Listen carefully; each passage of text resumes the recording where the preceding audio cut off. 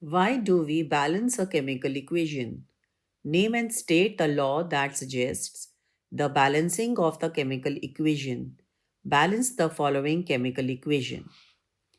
Now, students, we have to tell that why do we chemical equation? We always balance the equation so that the number of atoms are equal on both the sides. So that means the mass of the reactant should always be equal to the mass of the product. That is why we have the same number of atoms.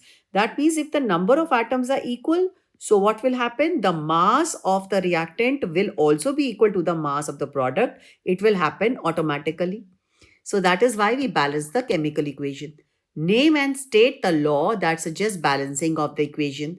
So the law is that is the law of conservation of mass.